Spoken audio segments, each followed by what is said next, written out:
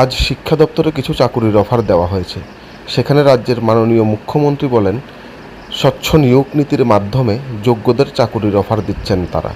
কিন্তু বিগত দিনে পার্টি অফিস থেকে চাকুরির অফার দেওয়া হতো। সেই বিষয়ে আপনি কি বলবেন?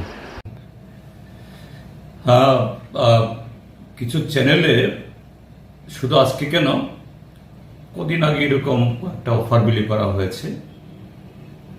সেখানেও মাননীয় মুখ্যমন্ত্রী এবং মন্ত্রিসভার সদস্যগণ, কোথাও কোথাও তাদের কোনো কোনো বিধায়ক, তারা এই জাতীয় দাবি করছেন, বলছেন যে এই সময়েতে, অর্থাৎ ভারতীয় জনতা পার্টির নেতৃত্বে সরকার প্রতিষ্ঠা হওয়ার পর গত 7 বছরে খুবই স্বচ্ছ প্রক্রিয়াতে চাকুরির এই বন্টন হচ্ছে, যোগ্যরা চাকুরি পাচ্ছেন। আর তাদের সরকার আসার আগে নাকি পার্টি অফিস থেকে এই চাকরি অফার বিলি করা হতো, এমনকি মন্ত্রীদের বাড়িতে, এমএলএদের বাড়িতে, সেখান থেকেও প্যাকারদের ডেকে হাতে অফার তুলে দেওয়া হতো। আমি খুব বিনয়ের সাথে রাজ্যের মাননীয় মুখ্যমন্ত্রীকে জিজ্ঞেস করতে চাই,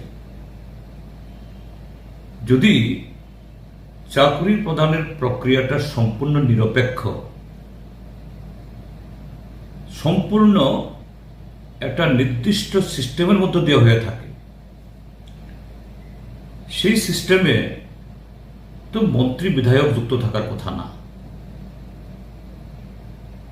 এবং এরকম ভাবে চাকরি অফার দেওয়ার যে অনুষ্ঠান সেখানে হয়,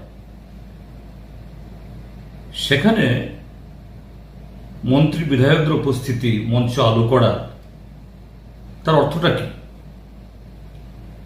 অর্থাৎ যারা চাকরি পাচ্ছেন তাদেরকে প্রভাবিত করা, দেখো আমরা তোমাদের চাকরি দিচ্ছি।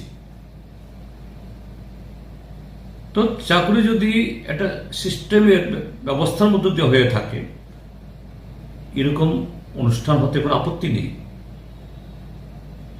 সেই অফার লেটার বিলি করুক সে দপ্তরের সেক্রেটারি বা দপ্তরের যিনি অধিকর্তা, তিনি।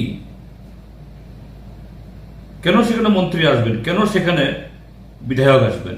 এখানেই তো ডাল মে কুছ কালা হ্যায়। তিনি তো রাজনৈতিক ব্যক্তিত্ব, মন্ত্রী হতে পারেন। বামফ্রন্ট সরকারের 25 বছরে কেউ বলতে পারেনি পার্টি অফিসে ডেকে নিয়ে গিয়ে বা কোনো মন্ত্রীর কোয়ার্টারে বা এরকম কোনো অনুষ্ঠান করে মন্ত্রীরা অফার বিলি করেছেন। চাকরি ইন্টারভিউ হয়েছে সম্পূর্ণ স্বচ্ছ প্রক্রিয়াতে, এবং তা প্রক্রিয়া সম্পন্ন করে সেই অফার ডাক যুগে যারা চাকরি পেয়েছেন, অর্থাৎ অফার যারা পেয়েছেন তাদের বাড়িতে গেছে, তারা জয়েন করেছেন। মাঝখানে কোনো জনপ্রতিনিধি এবং কোনো রাজনৈতিক দলের কোনো নেতৃত্বের কোনো ভূমিকা সেখানে রাখার কোনো সুযোগ নেই। কেউ সেখান থেকে কোনো ধরনের ফায়দা, কোনো ধরনের যে এই কি বলে বোনাস পাওয়ার কোনো স্কোপ সেখানে নেই। কিন্তু আজকে কি হচ্ছে, এই ট্রান্সপারেন্সির নামে ওই পশ্চিমবাংলার নদিয়া জেলা, কোনো একটা জেলা থেকে একসাথে এর আগে যে জেআরবিটি চাকরি হয়েছে, আসামের ডুবরি জেলা এবং পশ্চিমবাংলার আরো কোনো কোনো পকেট থেকে সেখানকার আরএসএস বিজেপি নেতাদের সুপারিশে এখানে জয়েন করেছেন। কোন পোস্টে? হ্যাঁ, professor, doctor, judiciary officer, TCS, TPS, এই জায়গায় যে উৎকর্ষতা অর্থাৎ কোয়ালিটির জন্য বাইরের ছেলে মেয়েদেরও অংশগ্রহণ করার সুযোগ থাকে। ইউনিভার্সিটিতে পড়াবেন, কলেজে পড়াবেন, স্বাভাবিক। সেই জায়গায় যদি মেধাবী শিক্ষক শিক্ষিকা আসেন, এটা আমাদের শিক্ষার ক্ষেত্রেতে তার যে মানে গুণমান বাড়াবে।